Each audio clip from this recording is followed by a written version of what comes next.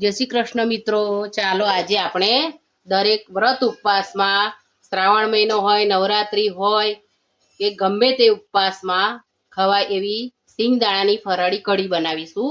એની માટે મેં આ એક બાઉલ છાશ લઈ લીધી છે। આપણે મોટી 2 ચમચી સિંગદાણાનો ભૂક્કો ઉમેરીશું। એ બરાબર મિક્સ કરી લઈશું। આપણે ટેસ્ટ મુજબ સિંધો મીઠું ઉમેરીશું। અડધી ચમચી આદુ મરચાની પેસ્ટ ઉમેરીશું। તીખું તમે તમારી ટેસ્ટ મુજબ લઈ શકો છો। હવે બધી વસ્તુને આપણે બરાબર પહેલા મિક્સ કરી લઈશું। અહીંયા વઘાર કરી લઈશું। તેલ લઈશું, જીરું લઈ લઈશું, લીલું મરચું ઉમેરીશું, મીઠી લીમડીના પાન ઉમેરીશું।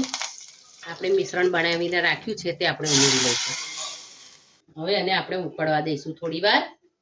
કઢી ખાટી મીઠી સારી લાગે છે એટલા માટે આપણે 5 ચમચી જેટલી ખાંડ ઉમેરીશું। હલાવી લઈશું। તમે જોઈ શકો છો આપણી કઢી સરસ ઉકળી અને તૈયાર થઈ ગઈ છે। હવે આપણે ગેસની ફ્લેમ ઓફ કરી દઈશું। આપણી કઢી તૈયાર થઈ ગઈ છે। લીલા ધાણા ઉમેરીશું, મિક્સ કરી લઈશું। તૈયાર છે આપણી સિંગદાણાની ફરાળી કઢી। એને આપણે ધાણાથી ગાર્નિશ કરીશું। સાથે મેં બોરિયો મૂક્યો છે અને સાબુદાણા બટાકાના વડા મૂક્યા છે। સાબુદાણા બટાકાના વડા અને મોરિયાની ખીચડીની રેસીપી મારી ચેનલ પર મૂકેલી છે। મારી ચેનલ પર જઈ અને તમે જોઈ શકો છો। બોરિયામાં આપણે ઘી ઉમેરીશું અને લીલા ધાણા ઉમેરીશું।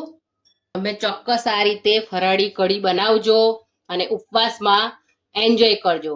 જો તમને મારી કઢી બનાવવાની રેસીપી ગમી હોય તો તમે મારી ચેનલ ભવનાસ કિચનને ચોક્કસ સબસ્ક્રાઇબ કરજો।